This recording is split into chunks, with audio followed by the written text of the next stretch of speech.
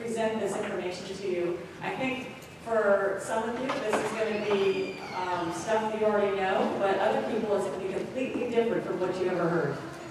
And so, and hopefully, it is going to be something that is going to really help you working with your clients and patients that are obese, and you're trying to help them manage their weight. So I got some great information for you today.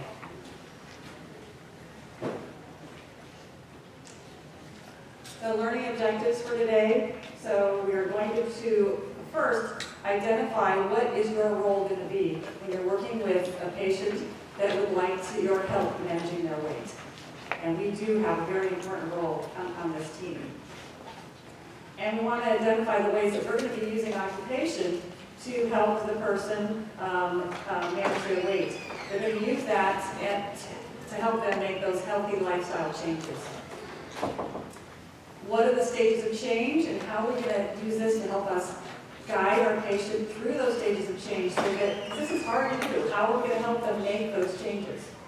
And there are certain techniques that you can use depending on what stage of change they're in. So I'm going to help you identify what their stage of change is, and then what are the good techniques to use in that stage.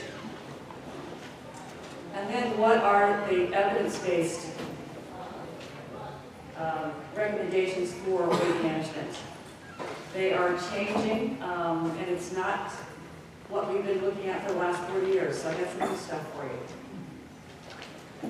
And then understand the key elements of, if you would like to make your own lifestyle redesign program, what are the key elements and how do you start your own program?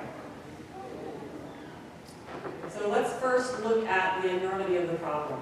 I think a lot of people are already familiar with this graphic from CDC.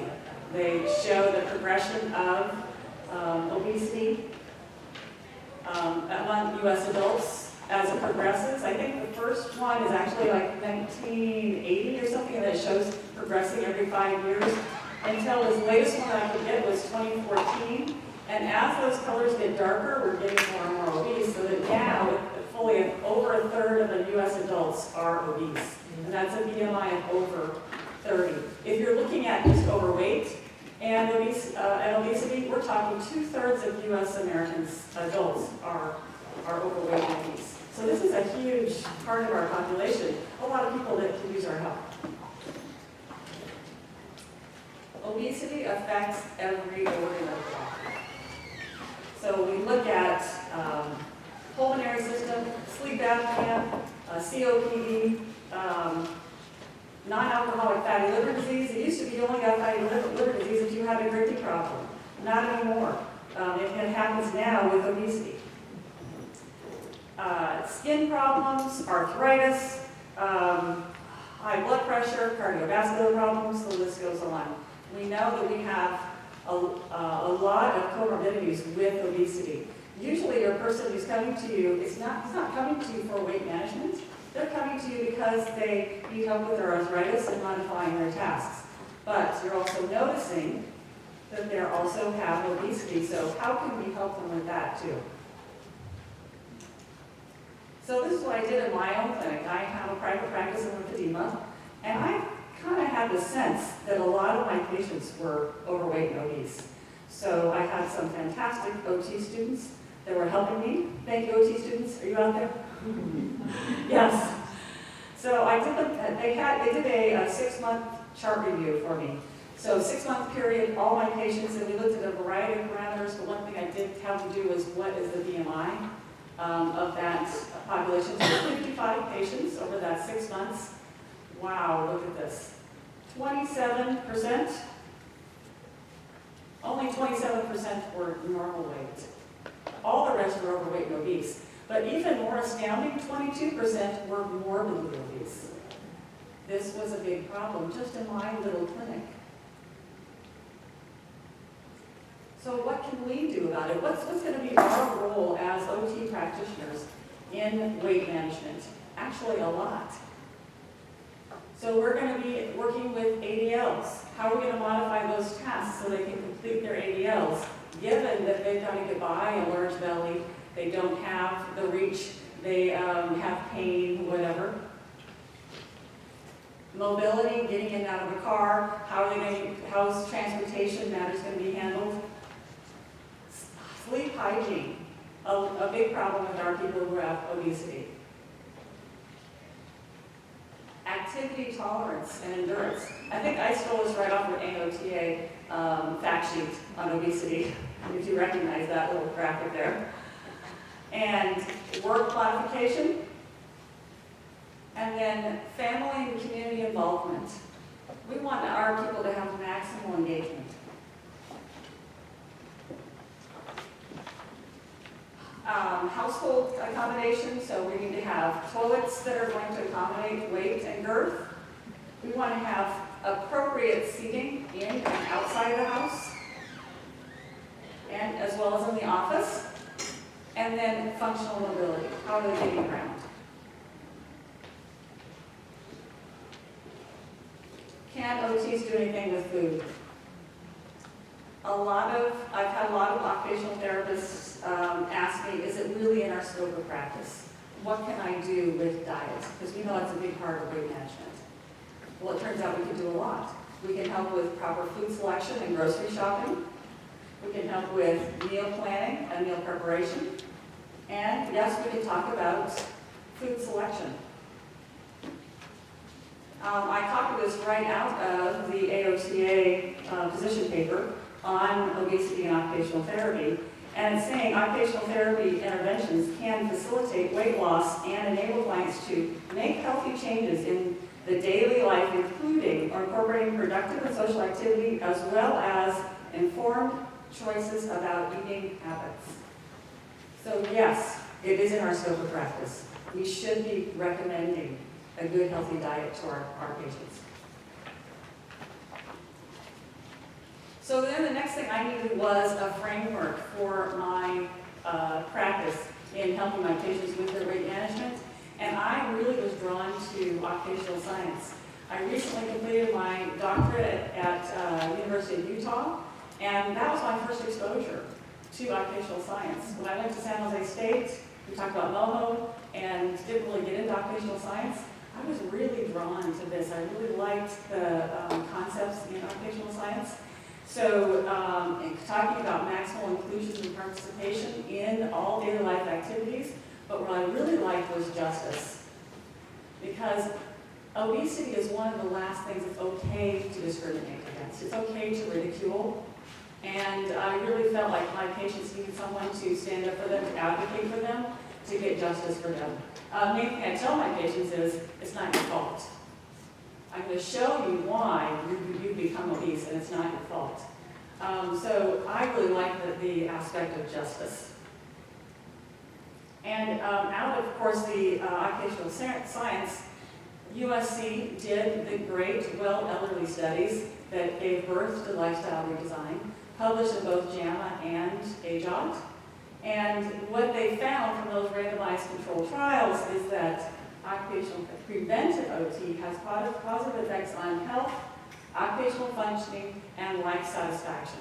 So when we do our lifestyle modification groups, our lifestyle redesign groups, we can really have an effect on our person's quality of life, engagement, occupational engagement, and that gave birth to lifestyle redesign.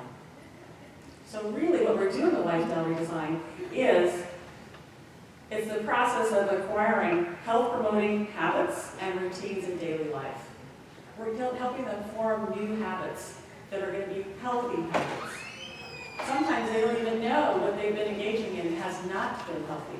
So we're going to be showing them how they can change and guiding them through that process of change, which is quite difficult. I do want to give a little plug-in for USC's Life Management Series. Is there anybody already know about this? I think Nina told me you took that class. Yeah.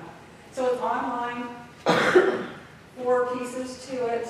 And if you really want to know about lifestyle redesign, you go right to the source. And they give this online class that you can get PDUs for.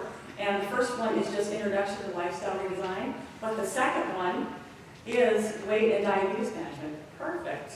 I knew that's what I wanted to design, so I took all 4 of the courses actually. And the next one with chronic pain, headache, and then psychosocial dimensions. I mean, all stuff that's going to come into play with a lifestyle redesign group for someone who's obese. So what are the components of our lifestyle redesign? First, we're going to have a didactic presentation. A PowerPoint usually is what I did in my group. And it was a very short PowerPoint.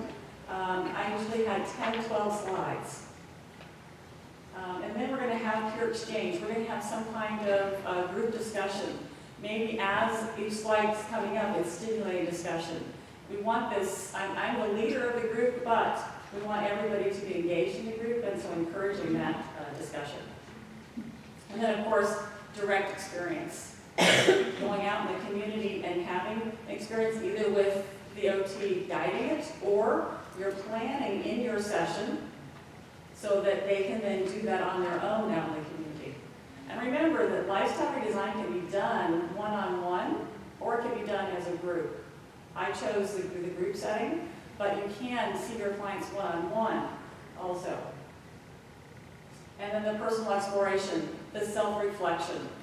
I would incorporate that at the end of each session, but I would also give them opportunities to do that in between sessions.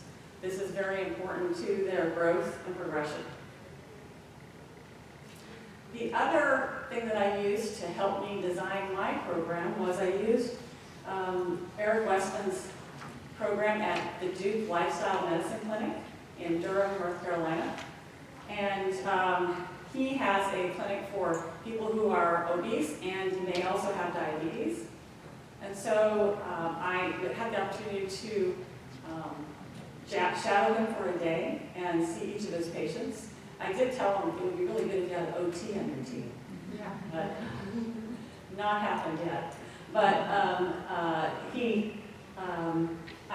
as I watched what he was doing, I really learned a lot. He had a lot of things he would say to his patients. Things like, eat whenever you're hungry, but stop when you're full. That's a habit that OTs would be helping our patients with.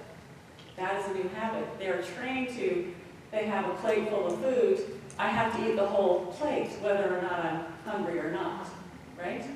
It's 12 o'clock, it's lunchtime, I'm not hungry, but this is time to eat. So we're making those new habits based on some of these concepts of eat when you're hungry, stop when you're full. Fruit is nature's candy. You have it sparingly, it's a treat. It's not something that we really need to have 6 servings a day of. Stuff like this is I used his concepts with my program. And his basic dietary changes, I used his diet, and his was a no sugar, no starch program. And I will go in more on this in a few minutes, but I just want to introduce you to it right now. This is what I used for the basis of my program, was his dietary recommendations. And he did use a group situation to introduce or orient his patients to that diet.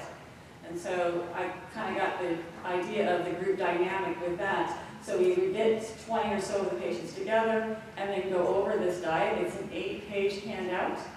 And on page 4, he says, here's what you eat. If it's not on page 4, don't eat it. And so that was a grocery list. I thought, this is perfect. This is designing my program for me because it's all talking about the habit formation, the grocery shopping, the meal planning, the food selection, everything was in this handout. So we'll talk about that some more later. But first, we're going to back up. Something else that I learned from Dr. Westman was what's the basis to what we're using for our food choices. What really is a healthy diet? And so what he talked about was first, what is the insulin response to the different macronutrients? We only can eat 3 things, either fats, carbs, or proteins. So what is the insulin response to each of those? Because insulin's job is 2 things. One, to remove the sugar from the blood, the glucose from the blood. And the other is to promote fat storage. And so when we eat carbohydrates, you can see the insulin response is quite dramatic. When we eat protein, not as dramatic, but still an insulin response. When we eat fat, pretty much flatline. We're not getting a lot of insulin response from that. But let's also look at what's happening in the blood sugar levels when we eat the various macronutrients. So when we eat carbs, we have a dramatic increase in blood sugar.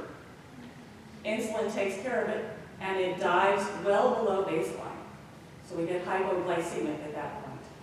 Protein, we do have an increase of blood sugar, but not as high as carbs, and it does dive a little bit below baseline. Fat, pretty much flat line. Not a lot happening with blood sugar when we eat fat. This was all new stuff to me. Not what you hear about. I actually modified this graphic from Sarah Helberg, who does a diabetes and weight management clinic, I think in Pennsylvania. And she talks about this vicious cycle that happens. When you eat carbohydrates, your blood sugar is going to rise. Insulin is going to come out to take care of it. Insulin gets it out of the blood, so now you're hungry again, and it also promotes fat storage. So we've just stored more fat and we're hungry. So what do? We eat more carbohydrates. This is a cycle that happens, and this is why it's not the patient's fault that they become obese.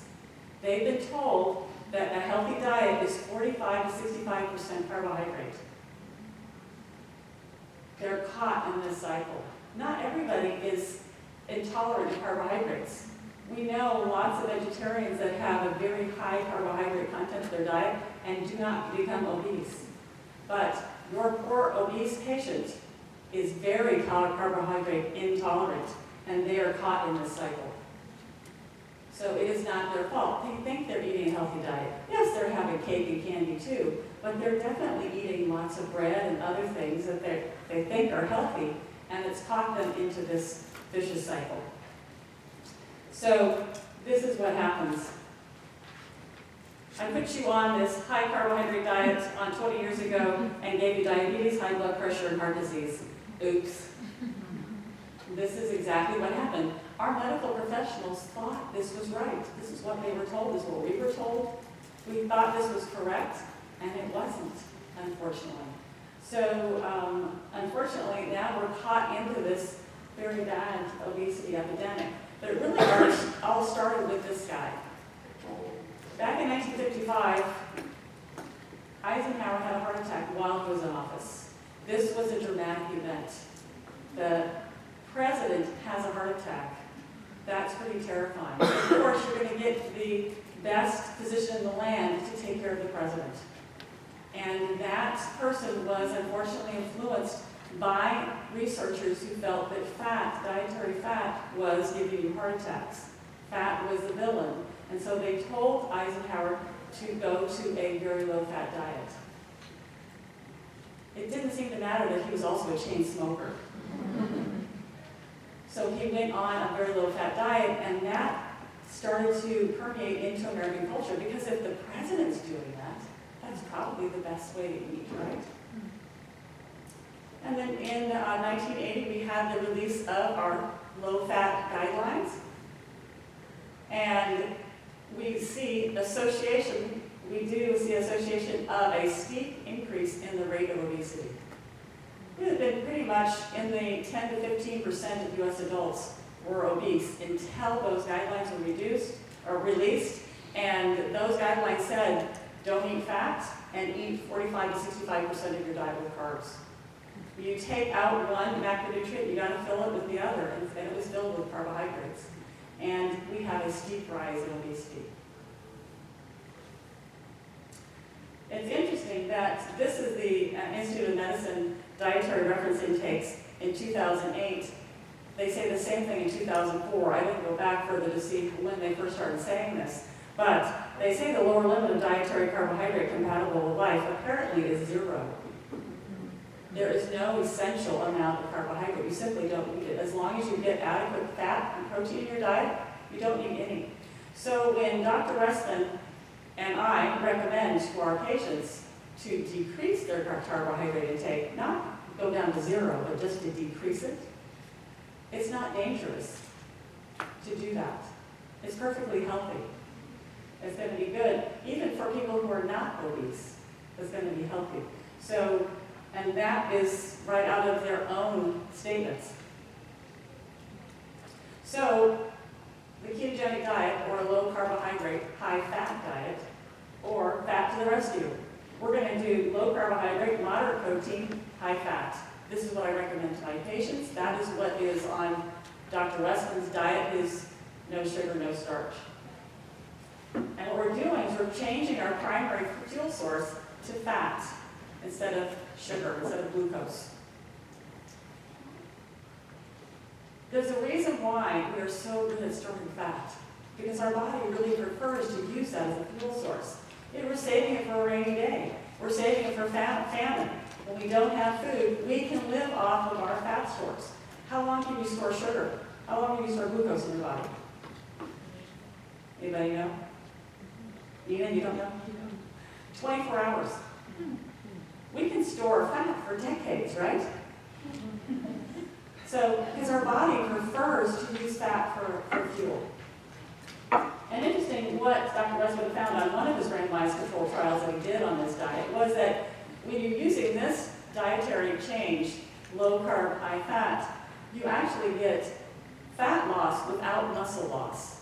What happens when you're using the typical low calorie, low fat diet, yes, you'll lose weight, but you're losing muscle because you're still a sugar burner at that point.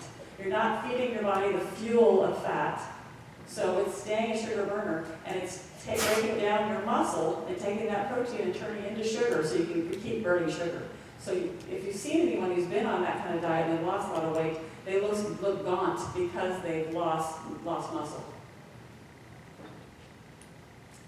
So I would like to, right now, we're going to do a little activity that I do in my lifestyle modification group because most of my patients do not know what is a carb, what is a protein, and what's a fat.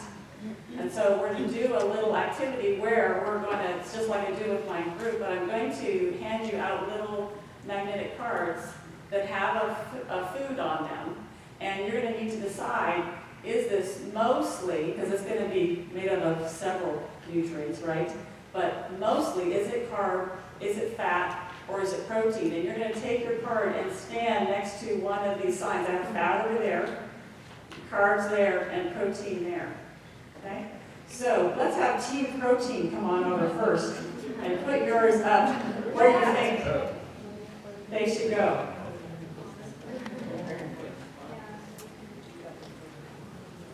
Okay, steak, he's putting solid in protein, turkey in protein, egg whites is protein, definitely. Okay.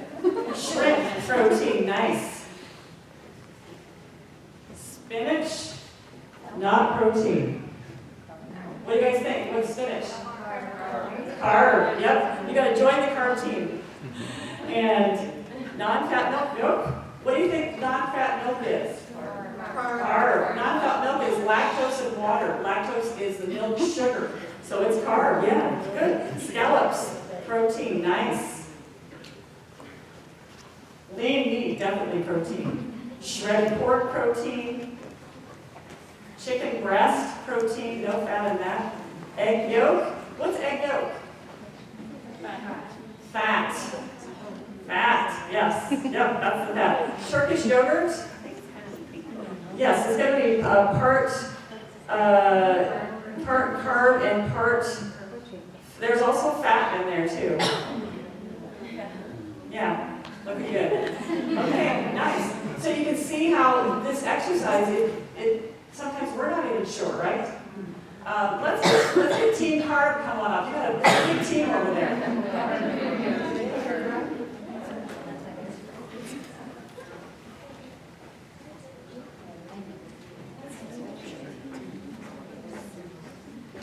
Okay, rice, definitely a carb. Yeah. Brown rice. We're told brown rice is really healthy, right? Still a carb. Whole wheat, yes. Flour, yes. Carb. Potatoes, a carb. Bread is a carb. Orange juice, you are so right. Carb. Oatmeal, carb. Whole wheat, was it? Whole wheat pasta, a carb. Sugar, definitely a carb. Coconut milk is carb and fat. I put it right on the line. Yes, because coconut milk does have a lot of fat in it. Quinoa, I always once thought quinoa. Quinoa is definitely carb, good job. Mushrooms is going to be carb, yes. Nice job, well done. Okay, team fat, my favorites. Come on down.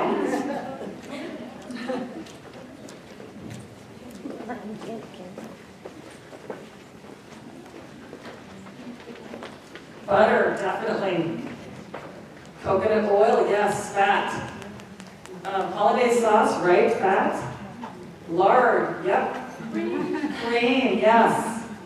Olive oil. Sausage, yes, we could, it's going to have some protein and some fat. Good job. Avocado, I would put that also on the line. It's actually some carb and some fat. Yes, good job. And foie gras is going to be some protein, some fat. Very good.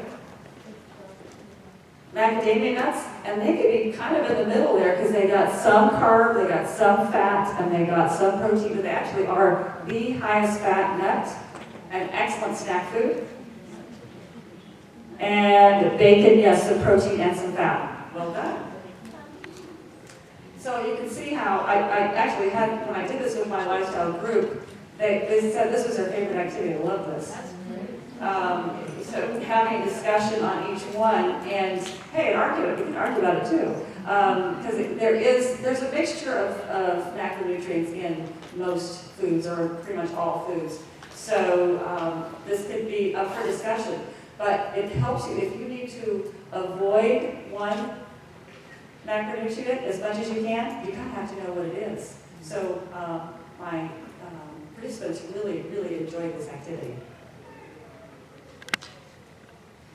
So let's look a little bit at page 4 of Dr. Westman's no sugar, no starch diet that he hands out to his patients. I'm going to give you just a little kind of abbreviated synopsis of it here, but I will tell you that he's given me permission to give this out. I have it saved on my computer. Anybody who wants the full 8-page handout, I'm going to give you my email address. Email me and I will send this to you as an attachment. It's really an excellent guide when you're using it for yourself and then to help your patients. Wow. So first he says, eat to unlimited quantity, eat to satiation, and he lists a bunch of meat, pork, shellfish, eggs, fat, don't worry about saturated fat, oils, especially olive and coconut. There's, of course, he lists more things in this, but list them all. Now, the first thing that your patient is going to do is say, well, but I don't like red meat. So don't eat it. Take something else off the list. So what I like to help them do is take a highlighter. Here's page 4. Have your highlighter highlight all the things you like. Let's focus on the ones you like, and that's what you're going to eat. You don't have to eat everything on the list, just the things you like. This diet is all about being satisfied, not being hungry, and enjoying your food. 2 cups a day of leafy greens. Those are carbs, yes, but they're not available carbs. So they're mostly fiber. So they're going to go right through you. So we're just going to get the nutrients, the micronutrients from them without having our carb level go up. 1 cup a day of non-starchy vegetables, and he lists a lot more that I've just put on here. I just put a couple. So not the starchy ones like potatoes that someone put here in carbohydrates, but the non-starchy ones, the ones that are mostly fiber, so we're looking at asparagus, broccoli, cauliflower, things like that. And in limited quantities, 4 ounces of cheese. 4 ounces seems like a lot to me. It doesn't seem limited. But 4 ounces of cheese, 2 tablespoons of cream, a half avocado. He lists some more things there. He lists some zero-carb snacks. When you're hungry, you should eat. If you're not ready to make a full meal, you want to grab a snack that's not going to give you some carbs. And then plenty of water. He gives a lot of other guidelines to fill out this whole thing. He's telling his patients, for weight loss, you are having a very low carbohydrate diet. You're limiting yourself to 20 grams a day or less. Typical American diet is about 150 grams and probably more. Okay? So we're taking someone from a higher level, bringing them to a very low. Once they hit their target weight, usually they can increase their carbohydrate intake again, but still going to be a low carbohydrate diet. Maybe not as very low as it is with this, but still low. Lots of randomized controlled trials showing that the ketogenic diet is a healthier way of eating. And I wanted to show you a couple things that came from long ago. So going way back to 1920, before we had insulin, how did we help people who had diabetes? Type 1 diabetes. We put them on a no carbohydrate diet because they didn't have insulin to take care of it. Now, unfortunately, these people also didn't have a way to store fat, and we need a certain amount of fat. So our typical type 1 diabetic is very thin, right? They can't store fat without insulin. But this is how we handled it, is we just took out the carbohydrate. Once we got insulin, we were able to use that. Well, go ahead and eat whatever you want, right? Even though it wasn't healthy. Epilepsy, we've been using a ketogenic diet to manage seizures for a long time. This particular article in 1938 was talking about 15 years of using the ketogenic diet to control seizures. And then we came up with anti-seizure medication, and we dropped it, right? Boy, wouldn't it be nice for our kids who have seizures to manage their seizures with food rather than medication? But we've really gone to that medication route. Is it being used now? Are there places using It is, but it's hard to get the word out because there's a lot of money to make on pharmaceuticals, right? But I'm showing you the oldest article on that, but there is a huge body of evidence that talks about using ketogenic diet for seizures, yes. And then a lot of us are worried about heart disease. If I eat all this fat, aren't I going to have heart disease? There's a lot of research showing that there is absolutely no problem with having dietary fat and heart disease. So you can look at, I've also given you that in your references. You have those randomized controlled trials that talk about that. Of course, type 2 diabetes, totally managed with a low carbohydrate diet. There's no reason for them to be on medication at all if they would do low carbohydrate. And all of these studies showed that the ketogenic diet was superior in weight loss when they compared it to a low-fat, low-calorie diet. We're also looking at now neurological conditions besides epilepsy. We're looking at Alzheimer's, Parkinson's, MS, ketogenic diet also being useful for those conditions as well. So I did my own study last year with my lymphedema patients because I definitely had a great number of patients to choose from to invite to be in my lifestyle modification group, my lifestyle redesign group. And the outcome of the group was pretty astounding. I had 10 patients that went through the whole study, and we did 3 baseline measures, and then we did all the outcomes after the intervention was finished, and then again 30 days later. And this is what we got for weight loss. If they did not use the ketogenic diet, they lost an average of 1.36 pounds. One person in that group even gained weight. These are very small groups. A total of 10 people, 4 people did not use the diet. 6 people did. The 6 people who did, in 3 months, average of 18 pounds that they lost. Okay? So it was pretty dramatic. But again, there was no control group. They kind of made their own little control because 4 people were not able to change, and 6 were. And these were all past patients of mine, and they all wanted to make me happy, right? A little bit of that bias happening in that group, and the 4 were so apologetic that they could not do the diet. I said, "You're proving my point." Plus, I'm hoping that you are going to be able to change sometime in the future, because now you have the information. So just because you didn't do it in this 3 months doesn't mean it's not something that can happen later. So I thought it was pretty dramatic results. But we know, yes. Was that diet alone, or did you also introduce? Yes, I'm going to show you my entire group what I did, yes. Awesome. Because it wasn't diet alone. You're absolutely right, yes. And so a big part of the group was that we have a lot of barriers to change. We have patients that have been dieting their whole life. I think that the youngest, I had someone who said that she had been dieting since she was 8 years old. And this is for failure after failure after failure. Maybe they did lose weight, but then they gained it all back and more. And so by the time they come to you, a lot of times they're helpless and hopeless. I've tried everything, this can't be done, right? And so there's a lot of barriers. We've got families, I had one person that the rest of her family was vegan, and they were sure she was going to kill herself if she tried doing this diet. Absolutely no family support.